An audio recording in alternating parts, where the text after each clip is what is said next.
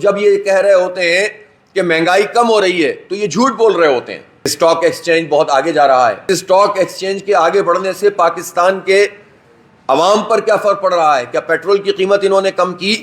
کیا بجلی کے بلوں میں کوئی کمی کی؟ راوی چین ہی چین لکھتا ہے معیشت بالکل ٹریک پہ آ گئی ہے، مسئلے سارے حل ہو گئے۔ ڈرامہ کر کے لوگوں کو بیوقوف بنانے کا عمل ہے، یہ ختم ہونا چاہیے۔ پاکستان کی مجموعی پالیسی اور پاکستان کے حوالے سے یہ جو امن و امان اور واقعات ہیں اس کے براہ راست اثرات ہماری معیشت پہ پڑتے ہیں۔ ہماری معیشت کے بارے میں ایک وہ نیریٹو ہے جو گورنمنٹ بیان کرتی ہے کہ اسٹاک ایکسچینج بہت آگے جا رہا ہے، ہم نے انفلیشن ختم کر دیا ہے، مہنگائی کم ہو رہی ہے، لیکن یہ سب کہاں ہو رہا ہے؟ اس اسٹاک ایکسچینج کے آگے بڑھنے سے پاکستان کے عوام پر کیا فرق پڑ رہا ہے؟ کیا پیٹرول کی قیمت انہوں نے کم کی؟ کیا بجلی کے بلوں میں کوئی کمی کی؟ کیا انہوں نے جو ہے وہ لوگوں کو کوئی ریلیف دیا؟ کیا کسان کے لیے جو یوریا ہے وہ سستے داموں مل رہی ہے؟ کیا اس کا جو ڈی اے پی ہے اس کو سستے داموں مل رہا ہے؟ کیا کوئی ریلیف ہے لوگوں کو جو تعلیم میں مل رہا ہو؟ کسی غریب آدمی کو بھی اعلیٰ کوالٹی کی تعلیم ملنے کا کوئی امکان پیدا ہو گیا ہے ملک میں؟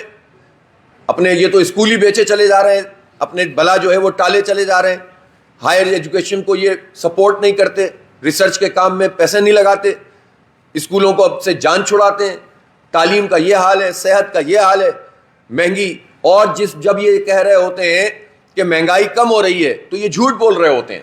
میں بہت واضح طور پر کہنا چاہتا ہوں، اور یہ میں عجیب بات ہے کہ آپ جو ہے وہ حکومت کے لوگوں سے ملیں یا حکومت کو لانے والے لوگوں سے کہ بیانات دیکھیں تو ہمیں دونوں کی باتوں میں یہ مماثلت نظر آتی ہے کہ راوی چین ہی چین لکھتا ہے معیشت بالکل ٹریک پہ آ گئی ہے، مسئلے سارے حل ہو گئے۔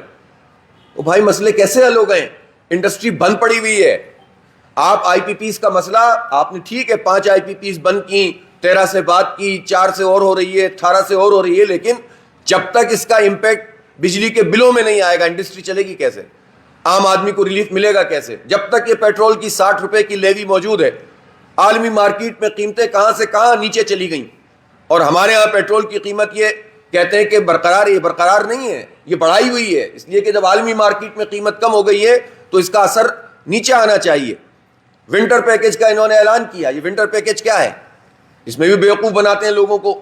یہ ونٹر پیکج یہ ہے کہ اگر پچھلے سال دسمبر میں آپ نے 500 یونٹ خرچ کیے تھے تو 500 یونٹ اس سال اگر آپ نے خرچ کر لیے تو کوئی فرق نہیں پڑے گا، لیکن 500 سے اوپر خرچ کیجئے، اس میں ہم آپ کو اتنے روپے کا ریلیف دے دیں گے۔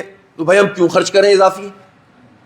ہم تو مطلب 500 سے بھی کم خرچ کرنا چاہتے ہیں، اس لیے کہ بھائی ہم تو افورڈ ہی نہیں کر سکتے، اور اس میں بھی اگر آپ 25% سے زیادہ خرچ کر دیں گے تو اس کے بعد پھر کوئی ریلیف نہیں ہوگا۔